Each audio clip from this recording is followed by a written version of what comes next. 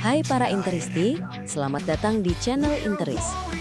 Kami akan selalu memberikan informasi terbaru tentang klub kesayangan kita, Inter Milan. Jangan lupa di-subscribe biar tidak ketinggalan beritanya.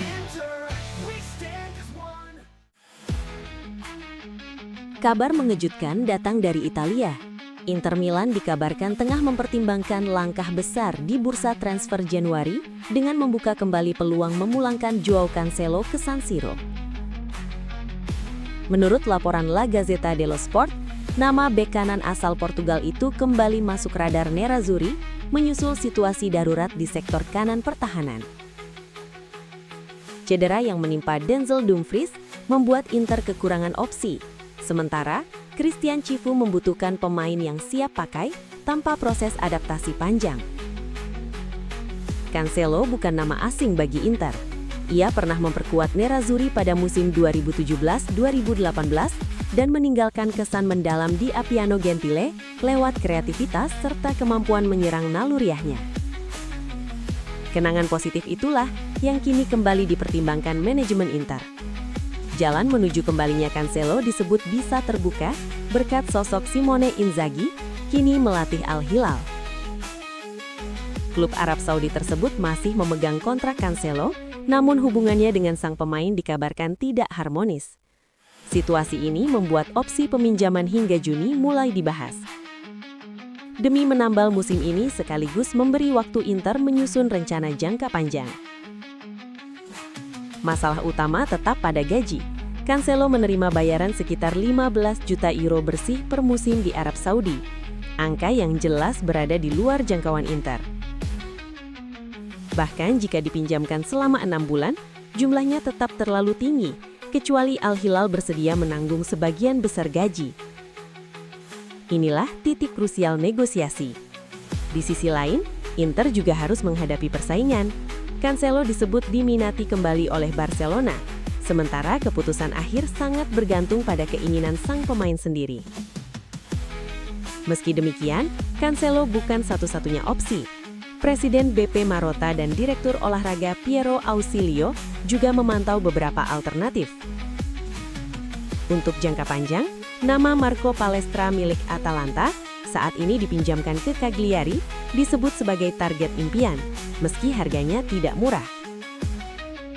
Dengan Dumfries baru diperkirakan kembali pada pertengahan Maret dan Luis Enrique terus dipaksa bermain, Inter membutuhkan solusi cepat. Targetnya jelas, menemukan pemain yang langsung siap untuk Chivu dan mampu meniru skema sukses seperti yang pernah dilakukan bersama Manuel Akanji. Kini bola berada di tangan para petinggi Al Hilal. Jika kompromi finansial bisa tercapai, bukan tak mungkin Appiano Gentile kembali menyambut wajah lama di awal Januari. Inter bocorkan jersey musim 2026-2027. Seragam kedua jadi sorotan. Detil penting mengenai seragam Inter Milan untuk musim 2026-2027 mulai terungkap. Media Italia, FC Inter 1908, mengungkap bocoran visual jersey yang akan dikenakan Nerazzurri pada musim tersebut, dengan satu kejutan besar datang dari seragam tandang. Untuk jersey kandang, Inter tetap setia pada identitas klasik mereka. Garis vertikal hitam dan biru kembali mendominasi, dipadukan dengan logo klub serta Nike yang tampil mencolok dalam warna kuning. Nuansa elegan semakin terasa berkat penggunaan kerah hitam lengkap dengan kancing di bagian leher, memberi sentuhan retro yang kuat. Namun perhatian utama justru tertuju pada seragam kedua. FC Inter 1908 melaporkan bahwa Inter akan menghadirkan desain yang benar-benar berbeda dari biasanya. Jersey tandang musim 2026-2027 disebut terinspirasi dari dunia bisbol, dengan dasar warna putih yang dihiasi garis-garis biru sangat tipis ala jersey baseball klasik. Tak hanya itu, logo sponsor dan Nike juga akan tampil dalam warna biru senada. Keunikan terbesar terletak pada lambang Inter yang untuk pertama kalinya akan ditampilkan dengan gaya visual berbeda dari versi tradisional. Detil ini menjadi elemen paling inovatif dan diyakini akan memancing perdebatan di kalangan tifosi. Jika bocoran ini akurat, maka Inter tampaknya siap menggabungkan tradisi dan eksperimen modern dalam identitas visual mereka untuk musim 2026-2027. Kabar tak terduga datang dari internal Inter. Manajemen Nerazzurri dikabarkan mulai membuka jalur negosiasi untuk memperpanjang kontrak Hakan Çalhanoğlu, gelandang kunci yang sempat disebut-sebut berada di persimpangan karir pada musim lalu-lalu. Menurut laporan calciomercato.com, diskusi mengenai masa depan Çalhanoğlu sejatinya sudah direncanakan sejak paruh kedua musim. Memasuki tahun baru, pembahasan tersebut kini berpotensi semakin intens, meski belum ada pertemuan resmi yang dijadwalkan. Kontak awal telah dilakukan secara informal dengan Gordon Stipik, agen Çalhanoğlu. Kedua belah pihak sepakat bahwa Januari menjadi momen ideal untuk mulai membicarakan detail kontrak secara lebih serius dengan harapan mencapai kesepakatan dalam waktu dekat. Rencana awal Inter adalah memperpanjang masa bakti gelandang asal Turki itu dari kontrak yang saat ini berakhir di 2027 menjadi 2029. Namun, faktor finansial dipastikan menjadi pembahasan paling krusial. Saat ini, Çalhanoğlu termasuk dalam jajaran pemain dengan bayaran tertinggi di skuad Inter, dengan gaji sekitar 6,5 juta euro per musim, hanya berada di bawah Lautaro Martinez. Dengan usia yang akan menginjak 32 tahun pada Februari mendatang, kecil kemungkinan pihak pemilik klub akan menyetujui kenaikan gaji. Kendati demikian, posisi sentral Çalhanoğlu dalam permainan Inter menjadi klub tetap membuka ruang dialog, sembari menunggu tuntutan resmi dari pihak sang pemain. Situasi saat ini disebut masih sangat kondusif. Çalhanoğlu tetap menjadi figur penting di lini tengah, hubungan dengan klub berjalan harmonis, dan pembicaraan soal masa depan akan menjadi agenda utama Inter mulai Januari ke depan.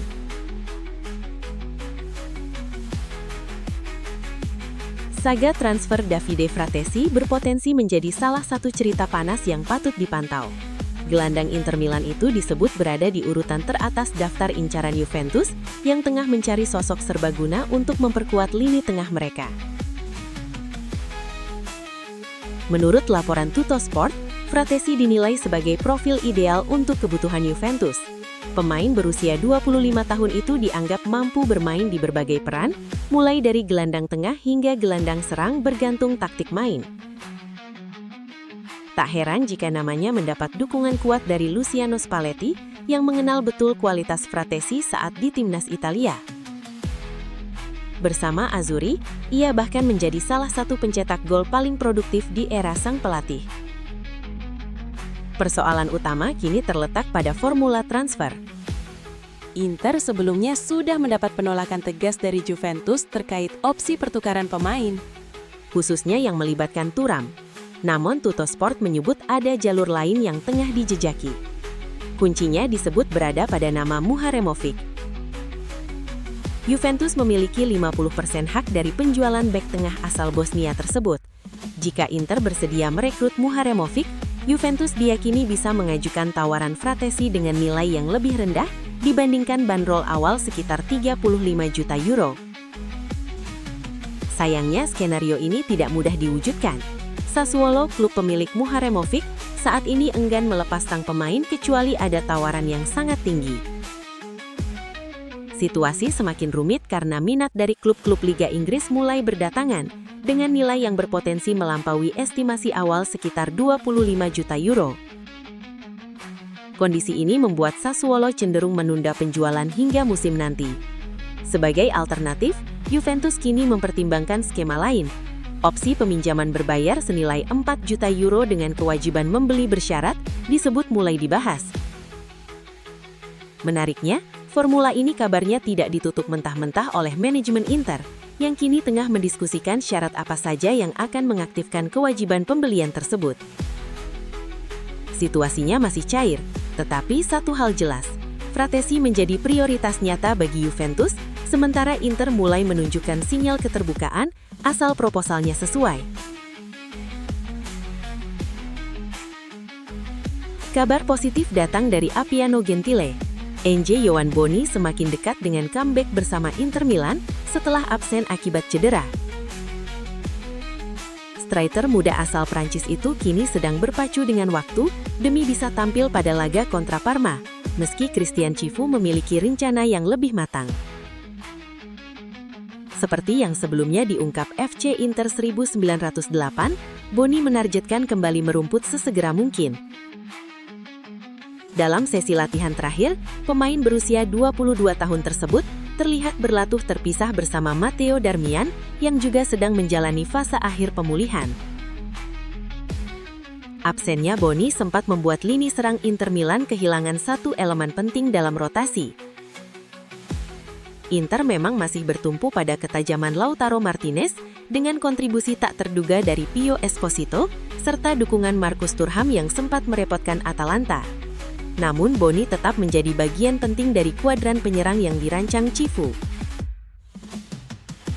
Menurut La Gazzetta dello Sport, Boni bahkan berpeluang kembali bergabung dengan latihan tim sebelum laga kontra Bologna pada 4 Januari. Meski belum memungkinkan tampil di pertandingan tersebut, peluangnya untuk masuk skuad saat Inter bertandang ke Parma pada 7 Januari kian terbuka. Laga spesial mengingat kota tersebut menjadi titik awal perjalanan Italia sang striker.